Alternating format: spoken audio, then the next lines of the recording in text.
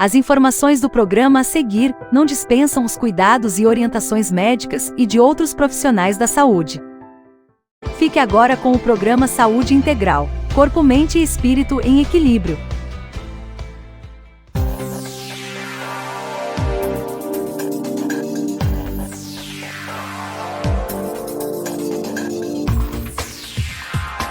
Muito boa noite, sejam bem-vindos novamente ao nosso programa Saúde Integral, Corpo, Mente e Espírito em Equilíbrio. Eu sou o terapeuta Luiz De Vitro, eu sou especializado na prática da acupuntura através de uma pós-graduação, também sou mestre em Reiki, quiropraxista e massoterapeuta. Então, vão se acomodando aí, vocês sabem muito bem que o nosso programa é praticamente uma aula de tanto conhecimento que a gente aborda e conversa aqui. Então peguem papel, caneta, caderno e vamos novamente estudar todos esses temas, esses tópicos aqui. E hoje eu estou trazendo um tema especial aqui, que é a questão das terapias, das práticas integrativas. Então a gente vai fazer uma breve pausa naquele conteúdo que a gente estava estudando sobre a anatomia energética, sobre toda a parte metafísica da saúde, né, e como a gente escolhe ou não ser saudável, para olhar, né, abrir a nossa visão um pouquinho para as terapias, uma vez que tantas delas sofrem alguns tipos de preconceito, porque são correlacionadas com religião ou seitas ou linhas filosóficas, sendo que o intuito das práticas não é esse. O intuito das práticas é trazer para cada um de nós uma medicina integrativa, né? Que no futuro, se Deus quiser, será simplesmente medicina. Porque a prática médica, ela demanda um conhecimento do ser como um todo e não um foco excessivo na doença como a gente vê hoje em dia. Além disso, cada vez mais percebemos consultas com uma velocidade extremamente rápida e muitos exames sendo pedidos. Isso demonstra, dentro deste meio da pesquisa e do meio da medicina, que nós temos muitos profissionais despreparados que acabam, ao invés de escutar o paciente, jogando toda a responsabilidade, digamos assim, todo o diagnóstico em cima dos exames, ao invés de se atentar ao que o paciente está trazendo, se atentar às queixas do paciente. E nós temos, de um outro lado, a medicina integrativa, ou as práticas integrativas e complementares, que ao todo são 29 aqui no SUS, né, do Brasil. Para quem não sabe, existe uma política nacional que defende essas práticas e estimula o uso dessas práticas, que é um pouquinho do que a gente vai conversar hoje. Só que essas práticas integrativas, na verdade, antigamente eram chamadas de alternativas, né? E também erroneamente chamadas de holísticas, mas não no sentido de que a palavra holística está errada, e sim no sentido de que as pessoas associam a palavra holístico a uma coisa mística, esotérica. Então vamos por partes aqui explicando cada uma dessas demandas. Então, por exemplo, hoje em dia não se usa mais a palavra alternativa, terapia alternativa, prática alternativa, medicina alternativa, porque o que é uma alternativa? Se você pegar uma prova, né, uma prova de alternativa, você tem que escolher uma das alternativas. Então, nos pressupõe de forma inconsciente que ou a gente vai fazer, por exemplo, a acupuntura, ou a gente vai tomar o medicamento. Ou a gente vai fazer a cirurgia, ou a gente vai tomar uma homeopatia para ver se resolve o nosso caso. E a questão aqui não é a alternativa, e sim a integração e a complementação, ou seja, é utilizar estas práticas que eu vou citar aqui em conjunto com as nossas práticas, digamos assim, ortodoxas ou convencionais ou contemporâneas, certo? Ou atuais, né? Que têm um embasamento da ciência, não que essas práticas não tenham, mas existe muito mais estudo nesta medicina convencional do ponto de vista acadêmico. Mas estas práticas, elas têm um estudo muito mais no sentido de transmissão de conhecimento de descendência a descendência, né, de geração em geração. Mas por que antigamente, então, usava-se o nome alternativo? Isso aconteceu por volta dos anos 60, devido à contracultura que os hippies traziam dentro da filosofia deles do paz e amor, na qual todas essas práticas que na época eram chamadas, por exemplo, de New Age, Nova Era, né, trazendo essas práticas, não, na verdade, redescobrindo essas práticas, pois a acupuntura ela tem 7.000 anos, né? A medicina indiana também tem de 7 a 8.000 anos. Mas o que acontece é que eles iam contra o sistema vigente da época, uma certa rebeldia, uma certa revolução em relação a isso. Então todas as ideias, conceitos e filosofias que eles traziam, por exemplo, em relação ao modo de vida, de relacionamento, ao modo da educação ou até mesmo da saúde, trazendo essas práticas milenares orientais, a sociedade chamava aquilo de alternativo, ou seja, não é a primeira opção, seria uma segunda ou terceira opção, né? Seria uma alternativa para aquela sociedade ali dos anos 60. Então foi dado erroneamente este nome. Depois foi utilizado o nome complementar. Então, em vez de utilizar o nome práticas alternativas, né, terapias alternativas ou medicina alternativa, foi utilizado o nome complementar, o que também é um equívoco. É um equívoco porque dá a ideia de que essa medicina que a gente conhece, né, que é a medicamentosa, a alopatia, a medicina convencional, contemporânea, é a soberana e tudo que está ali na periferia complementa essa medicina. E aí seria como dizer que essa medicina ela é melhor do que uma medicina que existe há 7.000 anos, que é a acupuntura. Dizer que essa medicina é melhor que a medicina ayurvédica, que é a medicina indiana, que existe também há cerca de 5 a 7.000 anos. Então, o nome complementar dá uma ideia de rebaixamento para essas práticas que a gente vai citar aqui. E o nome holístico? O nome holístico ele é correto, porque holo do grego significa todo ou inteiro. Como eu já citei aqui para vocês, até mesmo o nome da minha clínica se chama holoclínica, porque holo é o todo, é o ser integral, corpo, mente e espírito.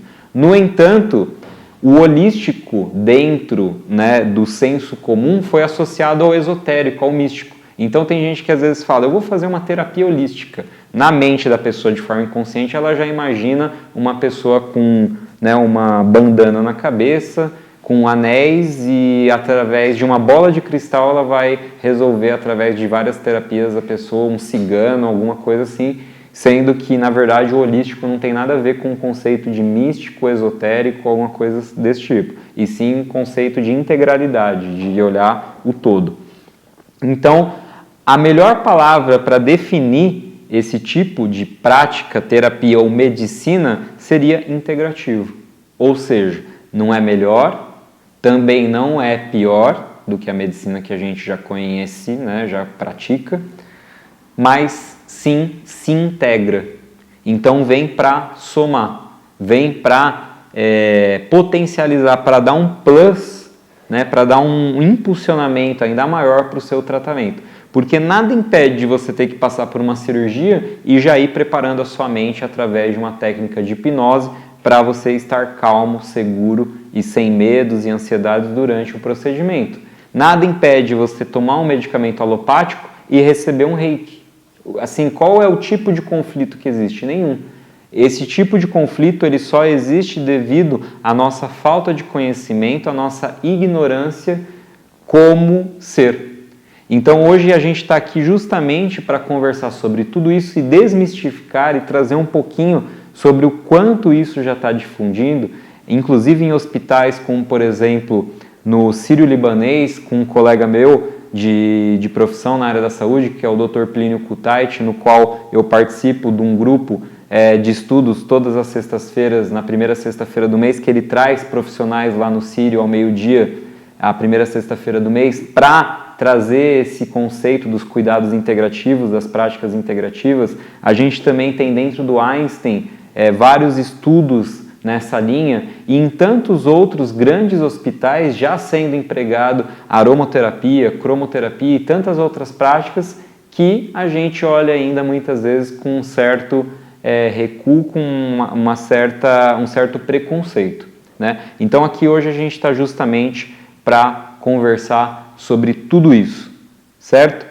E então eu vou fazer o seguinte, eu vou pedir para vocês esperarem um pouquinho aí, porque a gente vai fazer um breve intervalo. Então agora, nesse primeiro bloco, a gente fez toda uma introdução para vocês se sintonizarem e entender o que é essas práticas. É bastante conteúdo, talvez não dê para falar tudo nesse programa, talvez a gente tenha que falar o restante na quinta-feira que vem, né, às 8 horas, mas a gente vai fazer uma pequena pausa e hoje eu vou procurar trazer o máximo aqui que eu puder sobre essas práticas já para vocês. Então, até logo, voltamos já. Estamos apresentando Saúde Integral, Corpo, Mente e Espírito em Equilíbrio, com Luiz De Vitro.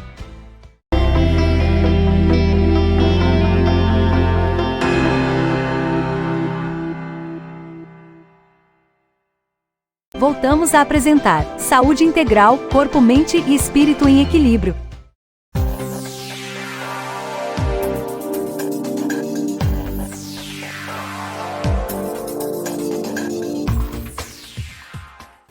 Estamos de volta então ao nosso segundo bloco do programa de hoje, Saúde Integral, Corpo, Mente e Espírito em Equilíbrio.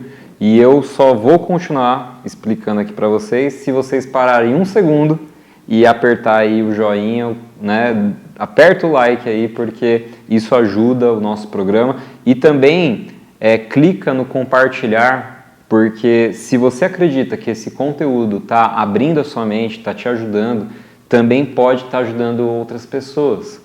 A gente, infelizmente, ainda tem muito preconceito nessa área. As pessoas, como eu disse no primeiro bloco, associam a religião, a seita, né? Muitas religiões às vezes falam assim que a pessoa está proibida de receber reiki porque isso daí é místico, é não sei o quê, e não tem nada a ver com isso. Hoje a gente vai desmistificar tudo aqui. Então clique em compartilhar, porque é uma conscientização que a gente precisa ter da população.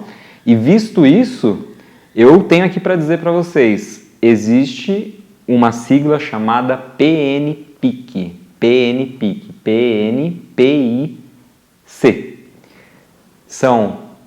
É uma política, né? É um programa nacional do governo federal, do Ministério da Saúde, que estimula o uso de 29 práticas integrativas e também chamadas aqui, né, como eu já falei, de complementares dentro do Sistema Único de Saúde do Brasil.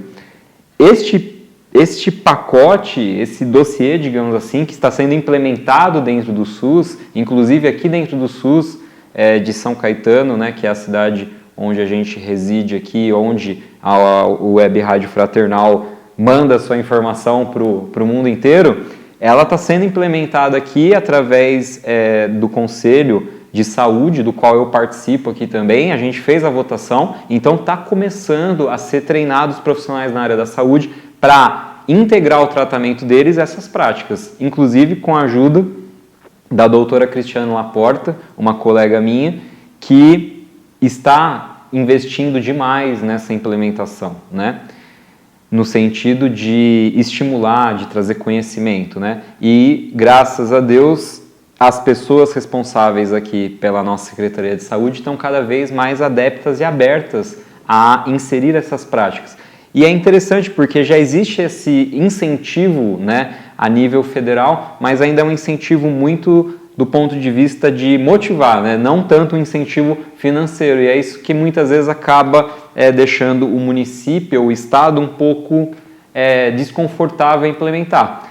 No entanto, vocês vão ver aqui hoje que estas práticas, elas vêm justamente para somar no sentido também de diminuir os custos do município. Porque imagina o quanto que é um anti-inflamatório, o quanto que é um antibiótico, ou até mesmo uma cirurgia de coluna, sendo que tudo isso daí poderia ser prevenido e evitado se a gente estivesse praticando aí uma quiropraxia, que é o ajuste e alinhamento das articulações do corpo, se a gente estivesse fazendo uma acupuntura para diminuir as dores e as tensões, e aí diminuiria os anti-inflamatórios e os remédios para dor, os remédios alopáticos. Então é muito interessante porque essas práticas elas visam justamente diminuir custos e gastos também para o município, mesmo não tendo esse incentivo financeiro a nível federal. E é interessante porque elas são de fácil compreendimento e poderiam ser treinadas pelos próprios profissionais. Isso não demandaria um custo para o município de contratar profissionais, e sim simplesmente capacitar os profissionais já concursados e existentes.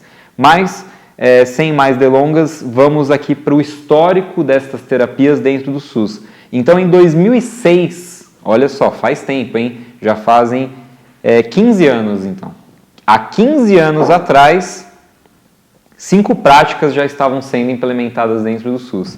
E essas práticas são a acupuntura, a homeopatia, a fitoterapia, a antroposofia e o termalismo social. Estas foram as 5 primeiras práticas no ano de 2006 que foram implementadas e aprovadas para serem inseridas e utilizadas dentro do SUS.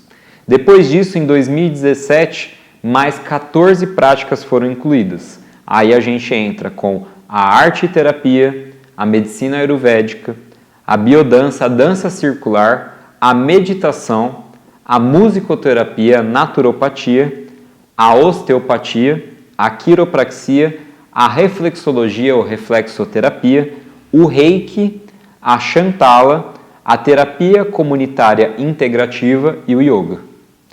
E no ano de 2018, mais 10 práticas foram incluídas.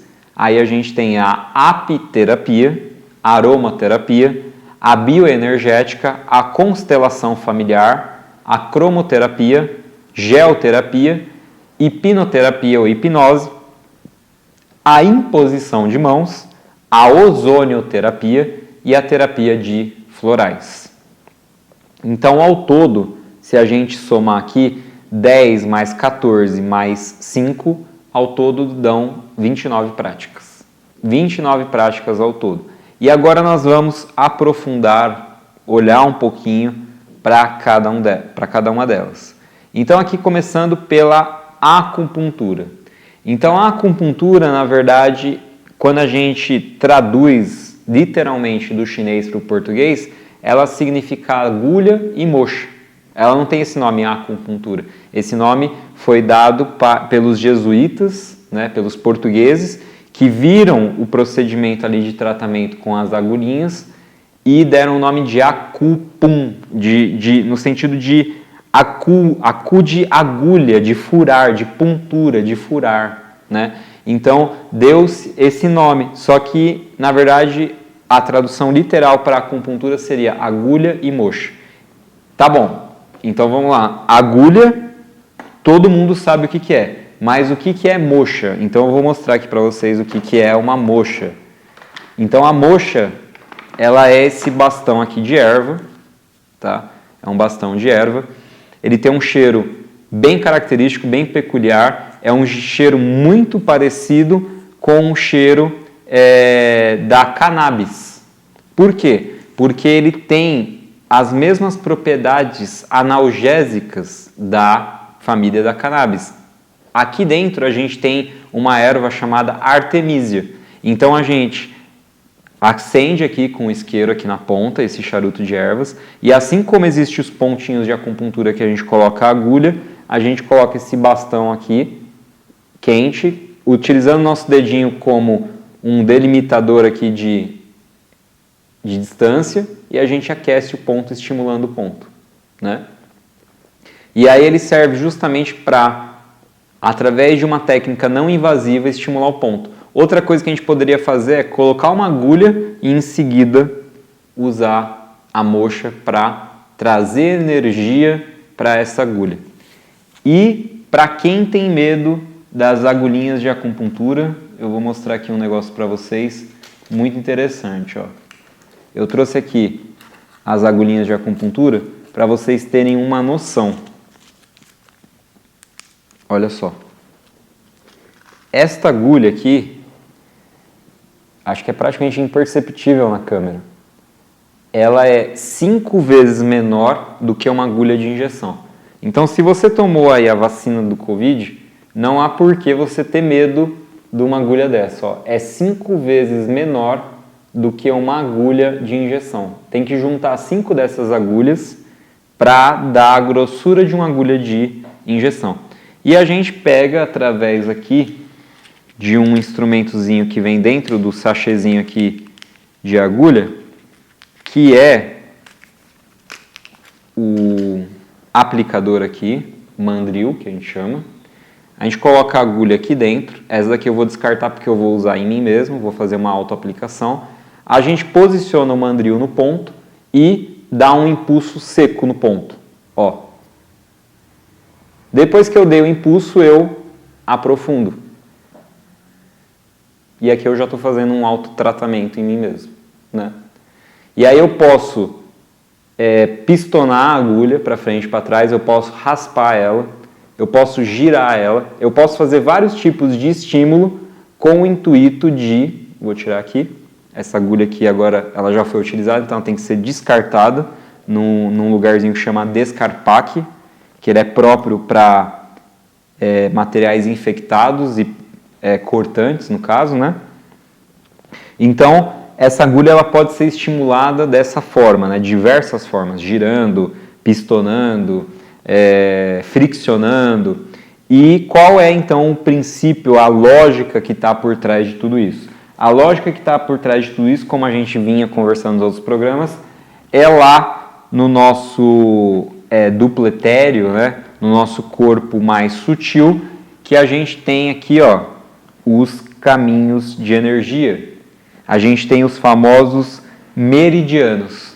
Então aqui, ó, no nosso corpo, né, a gente tem aqui esses caminhos de energia, esses meridianos, tá? Então vou passar aqui para vocês verem, ó. E como vocês podem ver, é como se fosse um rio. Ele vai passando a energia e existe determinados locais aqui que a gente pode estimular através de a massagem, através da própria agulha ou da moxa, né? Tudo que a gente está falando aqui, a gente está falando de uma medicina que tem de 5 a 7 mil anos, né? É uma medicina que é utilizada lá na China, né? E ela tem várias outras técnicas além da agulha, como vocês mesmos viram, a técnica da moxa. A gente também tem a ventosa terapia, que a gente usa muitas vezes para dor, né? Mas é interessante falar que todos os nossos órgãos, eles também estão de uma forma reflexa na nossa coluna. E aí a gente pode, através da ventosa, tratar todos os nossos órgãos, eu vou mostrar para vocês. Então aqui a gente pode, eu vou também fazer uma autoaplicação, por exemplo, uma pessoa que tem problema aqui de tendinite, túnel do carpo, eu venho aqui, ó, faço um tratamento aqui para a pessoa através da ventosa, pegando aqui caminhos de energia ou até mesmo estimulando o que a gente chama de ponto Axi, que é exatamente onde a pessoa está com a dor. E muitas vezes muda a coloração da pele, porque ela vai puxar toda aquela energia perversa, toda aquela toxina para a superfície. E aí você vai eliminar isso daí através da urina, das fezes, tá? De uma forma natural, tudo bem? Então esse daqui é basicamente o princípio da ventosa. E aí eu não vou me aprofundar demais aqui dentro da acupuntura, né? Mas a gente tem várias outras técnicas que a gente pode utilizar e como vocês podem ver, o nosso programa hoje, ele já acabou o nosso tempo, de tanta coisa que a gente tem para falar, mas hoje o nosso tempo já se esgotou e no programa que vem nós iremos então passar por cada uma dessas práticas, sendo que hoje então nós falamos rapidamente da primeira prática então, que é a acupuntura ou como vocês podem conhecer também, de medicina tradicional chinesa, tá?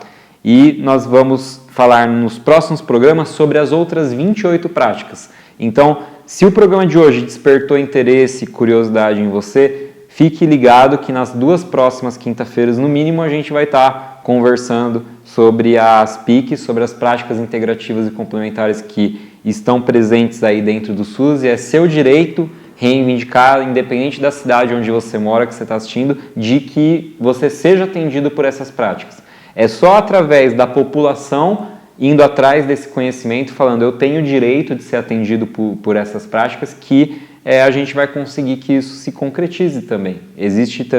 Tem que existir uma certa reivindicação da nossa parte, uma vez que já está sendo tão aceito e divulgado. Então, meu muito obrigado a cada um de vocês, agradeço também aí a Web Rádio Fraternal. Você pode nos acompanhar aqui pelo YouTube, você pode também estar nos ouvindo na rádio, né? E na Web Rádio através do aplicativo. E entre lá no site também, no www.webradiofraternal, pesquise lá, veja os outros programas dos meus outros colegas, os programas antigos que estão aqui também no YouTube, e deixo aqui meus contatos, né? Então, novamente, eu sou o terapeuta Luiz De Vitro, o meu WhatsApp é o 11 995455262, 11 995455262. Se você está assistindo, já está aparecendo aqui. Se você está me ouvindo, eu estou aqui ditando para você. E o nosso Instagram, que é o @holoclínica com H no começo, HOLO clínica, tá? Tá tudo aqui, você pode anotar. E uma ótima noite aí para vocês. Não percam o nosso próximo programa.